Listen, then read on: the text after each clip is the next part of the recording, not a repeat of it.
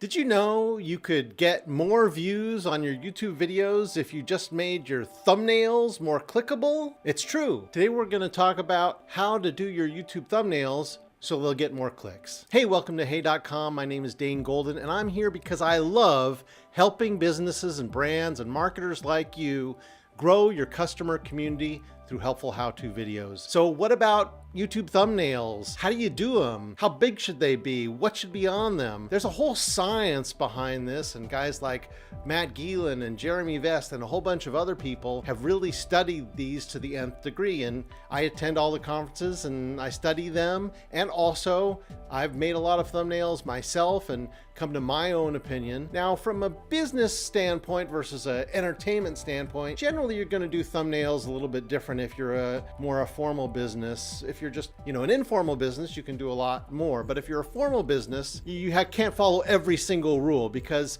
the first thing is you have to show a face, and ideally show a face close up. Because if you think about it, most people are watching YouTube videos on their phones. So that's the first thing to think about.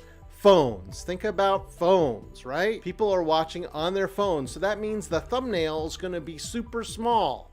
Can't have a lot of stuff that's going to be distracting. It has to really pop. Then you have to remember that it's going to be in the context of a lot of other thumbnails. It's not just going to be standing alone. It's not A or B. It's A versus A to Z. So you have all these different competitions and competing factors.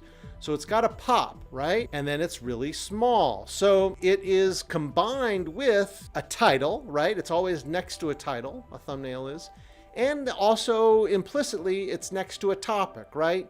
If it's about John Deere tractors, I'm not shopping for John Deere tractors. I think they're great, but I'm not shopping for them. So regardless of how great they are, if they're served up to somebody who isn't looking for them, it doesn't matter. So the topic and the title go together with the thumbnail. But let's just talk about the thumbnail. Let's just think about how big it is. Now, you should have a big head in there, a big face, somebody who's looking ideally at the camera. Whites of eyes and whites of teeth are really big. I like to try to have someone who's not just smiling in sort of like a profile photo, but someone who's talking in a happy or emotive way. So smiles, or sometimes you want to put somebody who's shocked.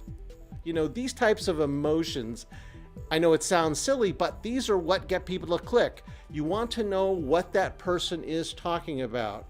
But if somebody's just, who wants to click on that? It doesn't look interesting. Now you want to also have colors that pop, right? White's fine, but the brighter contrasts and the brighter colors that stick out from the other thumbnails, and also these should be unified from video to video. Someone should be able to look in the suggested videos on the left, or it comes on the bottom for mobile. They should be able to know if your thumbnail is your thumbnail, right? Because if they liked one of them, they should be able to see another one. Also, remember, when people are seeing this really small, most of the time, even though you're designing a 1280 by 720 image, they're going to see this image really small. So you want to over sharpen it and over contrast it. I like to do a little white layer around the people or the person in focus. What about text on the thumbnail? How should you use that? Well, you don't want to use too much text, and you don't want to duplicate what's already in the title. You want them to go together. You want them to complement each other.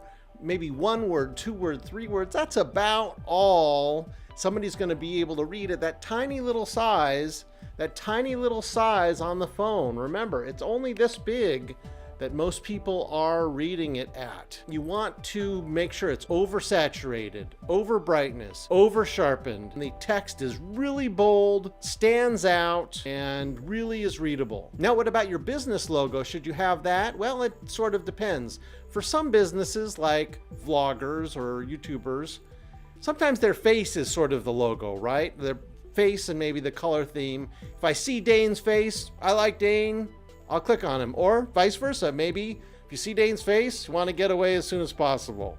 It really depends. But you want to find your niche and the people who like you and give them more if they like you to begin with. I happen to put on my thumbnail, which you can look at, I put a little hay up at the very, very top. It's not going to be seen by most people on mobile, but it's this tiny little thing. It's orange background. I've come to the decision that I'm going to use some of YouTube's colors, but not all of YouTube's colors. So I use some of YouTube's colors because I focus mostly on video, and YouTube is the color of the video, red and sometimes black or white or gray. But I also want to have that orange because orange is my logo color, and also no one else is doing orange, so it's going to stand out. So if you see some orange things and you're looking for orange, which is Dane and hey.com, then you'll find it. So that's why I do orange backgrounds. It's not the prettiest color. Frankly, I like blue better, but orange really stands out and no one else is using that. So that's really gonna pop. And I've made another video that you might wanna look at, and I put it right here. Check that out. Also subscribe and tell me how you do thumbnails in the comments.